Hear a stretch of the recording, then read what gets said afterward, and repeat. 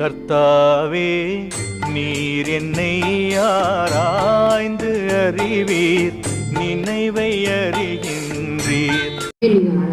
அசைவாடும் இயேசு சுவாமி, இந்த வேலை கூட நீர் ஆசீர்வதித்து தாரும்.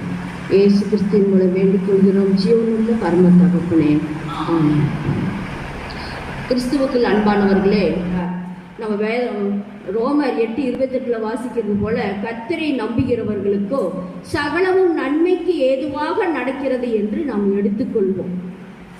அதே சமயத்தில் சங்கீதம் 139 சங்கீதத்தை எடுத்தால், இந்த சங்கீதத்திலே எனக்கு மிகவும் பிடித்த சங்கீதம், இதை பல முறை நான் படித்திருக்கிறேன். இதில் இருக்கிற அந்த ஒவ்வொரு வசனத்தை எடுத்தா படித்தோமான, உணர்ந்து படித்தோமானால் அந்த ஒவ்வொரு வசனமும் நம்மளுடைய பேசும். அதில் முதல் வசனத்திலேயே பார்த்தீங்கன்னா, கர்த்தாவே நீர் என்னை ஆராய்ந்து அறிந்திருக்கிறீர். அந்த முதல் வசனத்திலேயே எல்லாம் முடிஞ்சிருச்சு. எக்ஸ்ப்ளோரிங் அப்படின்னு சொல்லுவாங்க ஆங்கிலத்தில். எக்ஸ்ப்ளோரிங் என்றால் ஆராய்ச்சி என்று அர்த்தம். என் உட்காருதலையும் என் எழுந்திருக்குதலையும் நீர் அறிந்திருக்கிறீர். என் நினைவுகளை தூரத்திலிருந்து அறிகிறீர். நான் நடந்தாலும் படுத்திருந்தாலும் என்னை சூழ்ந்திருக்கிறீர். என் வழிகள் எல்லாம் உமக்கு தெரியும். நினைச்சு பாருங்க, நம்ம தினம் இப்படிதான் நடக்கிறோம். அதனாலதான் நாவில் சொல் பிரவாதத்துக்கு முன்னாகவே நீர் அறிந்திருக்கிறீர்.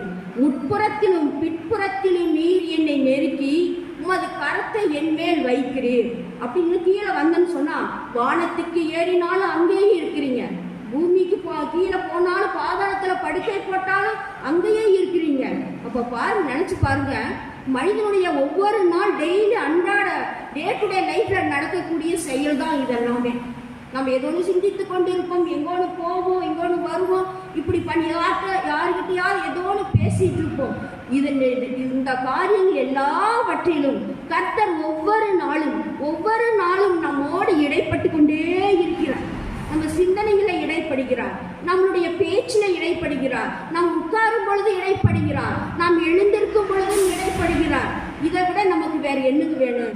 அதாவது நம்மளுடைய 16வது வசனத்தை பார்த்தா, என் கருவை உம்முடைய கண்கள் கண்டது, என் அவயவங்களில் ஒன்றாகிலும் இல்லாத போதே அவைகள் அனைத்தும் அவைகள் உருவேற்றப்படும் நாட்களும் உமது புஸ்தகத்தில் எழுதியிருந்தது அப்படிங்கிறார். அதாவது நம் பெண்கள் மாசமாக இருக்கும்போது ஸ்கேன் பண்ணி பார்ப்பாங்க, எல்லா உறுப்புகளும் சரியான வளர்ச்சி இருக்குதா அப்படின்னு சொல்லிட்டு. சரியான வளர்ச்சி இல்லைன்னு சொல்லி சொன்னா அதை அபார்ட் பண்ணி எடுத்துருவாங்க. அப்போ கர்த்தர் என்ன சொல்லிடுறா, அப்போ ஸ்கேன் இல்லாத, அதாவது கர்த்தருடைய காலத்துல பார்த்தீங்கன்னா அவர் பாப்பாரா, நம்ம வயிற்றுல இருக்கும்போது அந்த எந்த உறுப்பு சரியா வளர்ச்சியோ அந்த உறுப்பை உருவேற்றப்படும் நாள் கூட நம் அந்த புஸ்தகத்திலே எழுதி இருக்கிறது அப்படின்னு சொல்லி சொல்றாரு. அப்போ பார்த்துன்னு சொல்லி சொன்னா, இதிலிருந்து நமக்கு என்ன தெரியுதுன்னு பார்த்தா, நம்மளுடைய வாழ்க்கையில நடக்கக்கூடிய ஒவ்வொரு நிகழ்ச்சியையும் நாம் எதோடு தொடர்பு படுத்தி பார்க்க வேண்டும் அப்படின்னா, இந்த வசனத்தோடு வேதத்தோடு தொடர்பு படுத்தி பார்க்க வேண்டும். எனக்கு ஏன் இப்படி நடக்குது, எனக்கு மட்டும்தான் இப்படியா அப்படின்னு சொல்லி நம்ம சில சமயங்களில் புலம்பக்கூடிய சூழ்நிலைகள் வந்து கொண்டு இருக்கிறது. 3 காலத்திலையும் சொல்லலாம். அந்த சமயத்துலலாம் இது எடுத்து பார்த்தேன்னு சொல்லி சொன்னால் உண்மையிலே நமக்கு ஒரு சமாதானம். ஏன்னா எல்லாமே அவருக்கு தெரியுது. நடக்கும்போது, உட்காரும்போது, எந்திரிக்கும் போது சிந்தனைகள் முற்புறத்தில் பிற்புறத்தில். அப்போ எப்படிங்க கர்த்தர் நம்மளோடு இல்லை, எனக்கு இப்படியெல்லாம் கஷ்டம் வருதுன்னு நம்ம சொல்ல மாட்டோம். ஏன்னு கேட்டீங்கன்னா, எல்லாவற்றிலும் கர்த்தர் வானத்துக்கு ஏறினாலும் அங்கேயே இருக்கிற அப்படிங்கிறாரு. அங்கேயே அவருடைய கர்த்தருடைய கரம் அங்கேயும் இருக்குது அப்படிங்கிறாரு. அப்படி இருக்கின்ற அந்த வேலையில கர்த்தர் நம்மளை ஒரு நாளும் கைவிடாத தேவன். நம்ம வேதத்துல படிக்கிறோம், நட்சத்திரங்களுக்கெல்லாம் பெயரிட்டு அழைக்கிற தேவன். நம்மளுடைய வாழ்க்கையில நடக்கக்கூடிய எல்லா காரியத்திலும் நன்மையானாலும் தீமையானாலும் அதில் அவருக்கு கண்டிப்பா பங்கு உண்டு.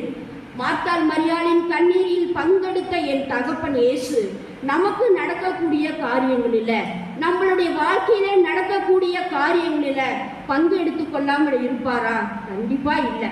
அதுதான் சங்கீதம் 139. அதான் எனக்கு பிடித்து, எனக்கு ஏதாவது மனசுக்கு கஷ்டம் வந்துச்சுன்னு சொன்னா நான் இதைத்தான், கர்த்தாவே நீர் என்னை ஆராய்ந்து அறிந்திருக்கிறேன், இதைத்தான் சொல்லுவேன். கர்த்தாவே நீர் என்னை ஆராய்ந்து அறிந்திருக்கிறேன், என் நினைவுகள் எல்லாம் உங்களுக்கு தெரியும், என்னுடைய வாழ்க்கை முழுசும் உங்களுக்கு தெரியும், உங்களுடைய கையில என்னை ஒப்படைக்கிறேன், என்னுடைய பிரச்சனைகளை ஒப்படைக்கிறேன் அப்படின்னு. போன வாரம் செவ்வாய்க்கிழமை என்னோட ஒரு வேலை செய்கிற ஒரு ஆசிரியருடைய கணவர் வந்து ஆக்சிடென்ட்ல இறந்துட்டார். கவுந்தப்பாடி ஜிஹெச்ல நாங்கள்லாம் டீச்சர்ஸ் எல்லாம் போனோம். அப்போ அங்கே போய் எல்லாம் பெஞ்சில் உட்காந்துட்டு நான் கொஞ்ச நேரம் நின்றுட்டே இருந்தேன். அப்போ பெஞ்சில் உட்காரலாமான்னு நான் யோசனை பண்ணும்போது உட்காரலாமா, இது நிறைய ஹாஸ்பிட்டல் நிறைய பேஷண்ட் வந்த இடம், இன்ஃபெக்ஷன் ஆயிருமே அப்படின்னு மனசில் யோசனை பண்ணினேன். அதே சமயத்தில் அப்போ இந்த வேத வசனம் ஞாபகத்துக்கு வருது. நான் எங்கே உட்கார்ந்தாலும் கர்த்தர் என்னோடு கூட இருக்குது அப்படின்னு சொல்லிட்டு ஞாபகத்துக்கு வரங்காட்டியும் நான் பேசாமல் அங்கேயே கர்த்தர் இங்கே உட்கார்ந்து அனுமதிச்சிருக்கிறார் என்னைய. நான் இந்த டைமில் நான் 2:26 கவுந்தப்பாடி ஜிஹெச்ல அங்கே உட்காரணும் கர்த்தர் என்னை அனுமதித்திருக்கிறார் அப்படின்னு மனசில் நினச்சிட்டு நான் அந்த பெஞ்சில் உட்கார்ந்தேன். நான் அந்த மாதிரி நம்மளுடைய வாழ்க்கையில் நடக்கக்கூடிய எல்லா காரியத்திலும் கர்த்தருக்கு பங்குண்டு. இது நான் சொல்லவில்லை, சங்கீதம் 139 சொல்லுது. இது எப்படி கர்த்தருடைய இதை நம்ம அறிந்து கொள்வது? ஒவ்வொரு நாளும் வேதத்தை நல்லா தியானம் பண்ணணும். ஜபிக்கக்கூடிய நேரத்தை நாம் அதிக படித்து கொள்ள வேண்டும். அப்பொழுது கர்த்தர் நம்மளோடு வேதத்தின் மூலியமாக பேசுவார். உண்மையிலேயே நான் மன கஷ்டமா இருக்கும்போது எங்க பாப்பாட்டு கூட நான் சொல்லியிருக்கிறேன், சங்கீதம் 139 படிச்சு பாரு பாப்பா. சங்கீதம் 139 படிச்சு நமக்குள்ள இருக்கக்கூடிய கவலையெல்லாம் பறந்து போயிடும். நிறைய வசனங்கள் இருக்குது. என் மனதை தொட்ட இந்த அதிகாரம் பாப்பா கிட்டே சொல்லுவேன், கஷ்டமா இருக்குது படிச்சு பாரு பாப்பா, இதை படிச்சு பார்த்தீங்கன்னு சொன்னா நமக்கு வந்து கர்த்தருக்கு இது தெரியும்.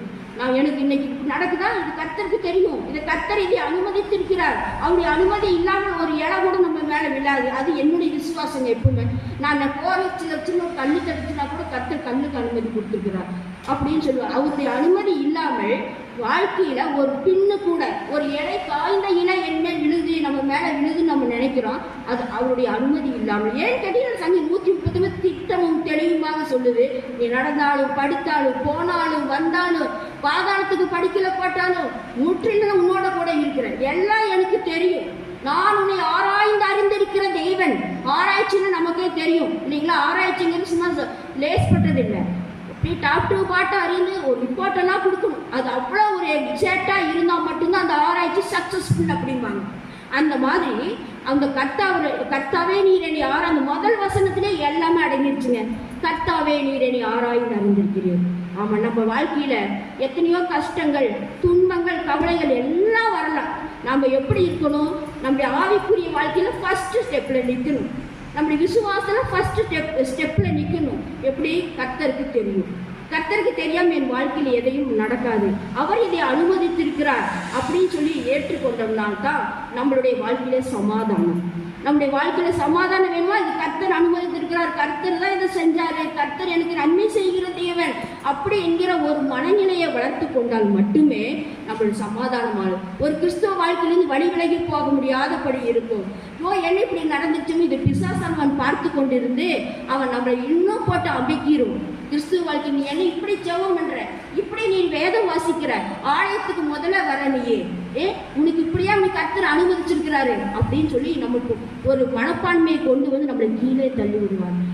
அப்படிப்பட்ட ஒரு மனப்பான்மை வரும் பொழுது நீ பிசாசே, கர்த்தர் என்னோடு கூட இருக்கிறார், என்னை ஆராய்ந்து அறிகிற தேவன், அவர் என்னோடு கூட எல்லா காரியங்களும் என்னோடு கூட இருக்கிறார். நம்ம வாழ்க்கையில என்ன நடக்குதோ அதுதான் 139 இருக்குது. நம்ம தினம் காலையில் எழுந்திலிருந்து படுக்க வரைக்கும் என்னென்ன வேலை செய்யறோமோ, காலையில மட்டும் இல்ல மரண பரியந்தம், பிறப்பு முதல் மரண பரியந்தம் நம்ம வாழ்க்கையில் என்னென்னலாம் நம்ம பண்றோமோ அதுதான் சங்கீதம் 139 இருக்குது. அப்ப பார்க்கும்போது அந்த காலங்கள் எல்லாவற்றையும் கர்த்தர் இருக்கிறார். நம்ம இன்பத்தில பங்கு கொள்கிற தேவன், துன்பத்திலே பங்கு கொள்கிற தேவன், எல்லா காரியங்களிலும் அவர் நம்மளோடு கூட இருந்து நம்மளை ஆசீர்வதித்து அவரை மட்டும் நம்ம பிடிச்சிட்டோன்னு சொல்லி சொன்னா நம்மளை கீழே விடவே மாட்டாங்க. பார்க்கறதுக்கு அப்படித்தான் இருக்கும், கீழே வீழ்ந்து போற மாதிரி தான் இருக்கும். நம்ம தோத்துருவோமோ அப்படின்னாலே இருக்கும். ஆனா கண்டிப்பா ஒரு நாள் கர்த்தரை நம்புகிறவர்களோ அசையாமல் நிலைத்திருக்கும் சீயோன் பர்வதத்தை போல இருப்பார்கள் என்று வேதம் சொல்லுகிறது. அது மாதிரி தோல்வி மாதிரிதான் தெரியும், ஆனா நம்ம ஒரு நாள் தோற்று போக மாட்டோம். உலக மக்கள் பார்வைக்கு நம்ம தோத்து மாதிரி தெரியலாம், ஆவிக்குரிய வாழ்க்கையில ஒரு நாளும் நம்ம தோத்து போக மாட்டோம். கண்டிப்பா வெற்றி கிடைக்கும். காரணம் என்னன்னு கேட்டீங்கன்னா கர்த்தர் நம்மளோட இருக்கிறார். எல்லா சூழ்நிலையிலும் ரோட்ல போகும்போது வரும் பொழுது நீ உட்காரைய பக்கத்துல உட்கார்ந்துட்டு இருப்பாங்க.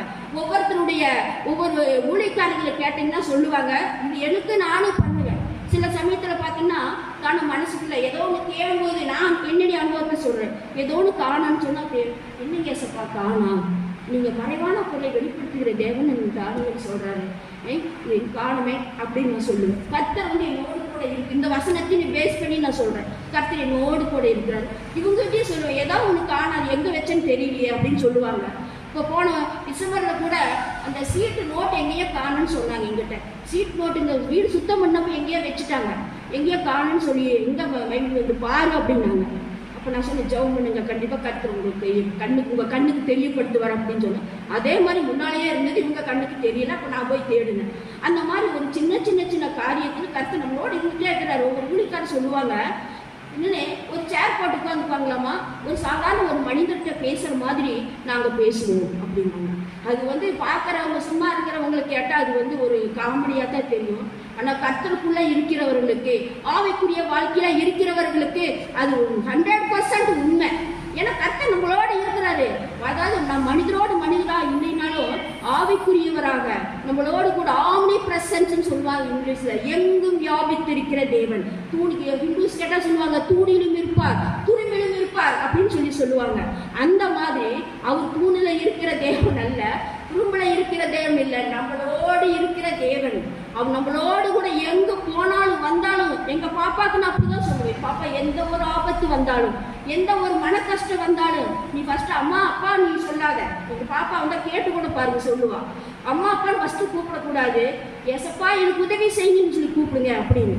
அதை போன வாரத்தில் கூட சொன்னா, எங்க பாப்பா சொன்ன, அம்மா நான் நீட்டுக்காக படிச்சுட்டு இருக்கும்போது எனக்கு ஏதாவது ஒன்று புரியலன்னு சொல்லி சொன்னால் நான் உடனே நான் ஜெபம் பண்ணுவேன். நீங்கள் தானே சொன்னீங்க உங்களையும் அப்பா கூட கூப்பிடக்கூடாது, நீ ஃபஸ்ட்டு ஜெபம் பண்ணி அவரும் ஞானத்தை அனுப்புவாருன்னு சொன்னீங்கல்ல, அந்த மாதிரி எனக்கு கெமிஸ்ட்ரி புரியலன்னா நான் ஃபஸ்ட்டு ஜெபம் தாங்க நான் பண்ணுவேன். நான் கற்றுக் கொடுத்தது விதையை நான் போட்டேன், கர்த்தர் விளைய செய்தார். இது கர்த்தருடைய கிருபை, கர்த்தருக்கு ஸ்தோத்திரம். அந்த மாதிரி ஒவ்வொரு சூழ்நிலையிலும் நம்ம கிறிஸ்தவ நம்ம நம்புறங்க, அதுதான் கிறிஸ்துவ தான் நமக்கு, நம்ம அவரை தவிர வேற யாரும் இல்லை. நமக்கு யாரு கிறிஸ்துவா, அவர் நமக்கு அவருடைய அனுமதி இல்லாமல் நம்ம வாழ்க்கையில் எதுவும் நடக்காது. நான் இந்த நேரத்தில் இங்கே வந்து நீ வந்து கர்த்தருடைய சித்தம், கர்த்தர் அனுமதிச்சிருக்கிறாரு, இங்க வந்திருக்கிறவங்களை கர்த்தர் அனுமதித்திருக்கிறார். நீ உங்களுக்கு விருப்பப்படி நீங்க எந்திரிச்சு 5 மணிக்கு வரல, கர்த்தர் உங்களை எழுப்பி இருக்கிறார், கர்த்தர் உங்களை நீங்க வரணும்னு அனுமதிச்சிருக்கிறார், அதனால இங்க வந்திருக்கிறீங்க. அதனால நம்மளுடைய வாழ்க்கையில நடக்கக்கூடிய ஒவ்வொரு காரியத்திலும் நன்மையானாலும் தீமையானாலும் கர்த்தருக்கு அதில் அதிக பங்குண்டு. கர்த்தர் நம்மளுடைய குடும்ப உறுப்பினர், நம்மளோடு படுத்திருக்கும் போது இருக்கிறார், எந்திருக்கும் போது எல்லாவற்றிலும் இருக்கிறார் என்று நாம் விசுவாசிக்க வேண்டும். இந்த சங்கீதம் 139 படிச்சுட்டு போனால் பெரிய ஆர்வலாக இருக்குங்க. இது எங்கே போனாலும் இந்த வசனங்களை நம்ம சொல்லும். நம்ம பஸ்ஸில் ஏறும்போது உட்காரும்போது இடம் கிடைக்கல கூட, எஸ்ப்பா இன்னைக்கு இடத்த நீங்கள் அனுமதிக்கல, நன்றிக்கு நிற்கிறதுக்கு எனக்கு பலனை கொடுங்க, நான் ஜெபம் பண்ணி இருக்கிறேன், அதனால சொல்கிறேன் நான். அதனால இந்த தபசு நாட்களில் மட்டுமல்ல, இந்த தபசு 40 நாட்கள் மட்டும் நாங்கள் அதிக வேத வாசிப்பு, அதிக ஜெபம், அதிக வேத தியானம் போதாது. இது நமக்கு மரண பரியந்தம், நம்ம பிறந்ததுலேருந்து மரண பரியந்தம் நமக்கு வந்து ஆவிக்குரிய வாழ்க்கையில் அனலாத்தான் இருக்கணும். அனலா இருந்தால் மட்டும்தான் வரும் கோபத்துக்கு தப்பித்து கொள்ள முடியும். வரும் காலங்கள் கொடுமையான காலங்கள், அந்த காலங்களில் தப்பித்து கொள்வதற்கு நமக்கு அதிக வேத வாசிப்பு, அதிக ஜெபம், கர்த்தரோடு சும்மா சாதாரணமாக நெருங்கி ஜீவிக்கிற அனுபவம் வேணும். உலகத்துக்கு நம்ம பைத்தியகாரமாக தெரியல, அப்படியெல்லாம் இருந்தால் கர்த்தருக்கு நம்ம பிரியமானவர்களாக இருப்போம்.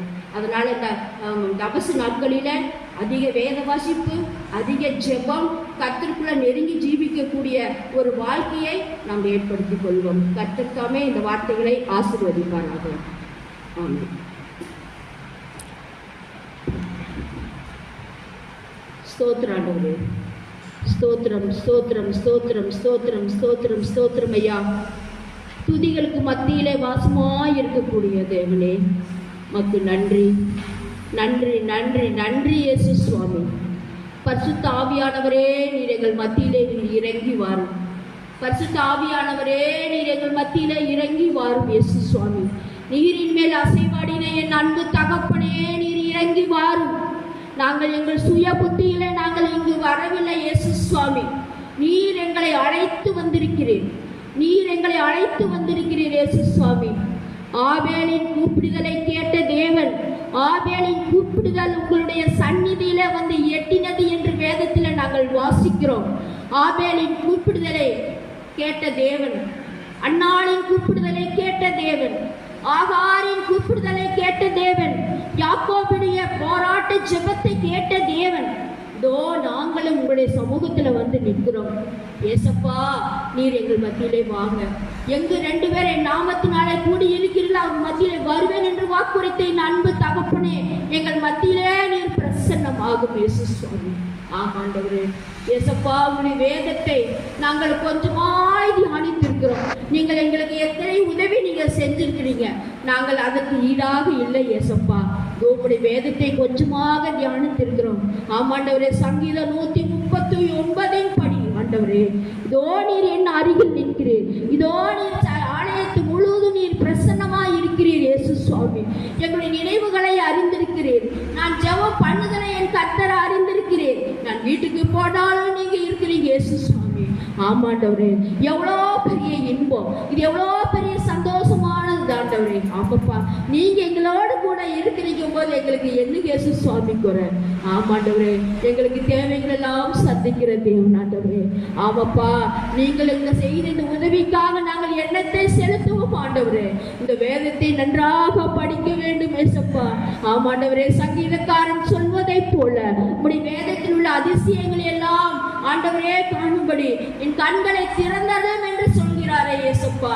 ஆமாண்டவர், எங்கள் கண்கள் எல்லாம் திறந்தருளும். அதே தாவீது சொல்கிறாரு, சிறு வயது முதல் கொண்டு நீர் என் நம்பிக்கை என்று சங்கீதம் 71 சொல்வது போல எங்கள் சிறு வயது முதல் ஆண்டவரே நீரே எங்கள் நம்பிக்கை, நீரே எங்கள் நம்பிக்கை இயேசு சுவாமி.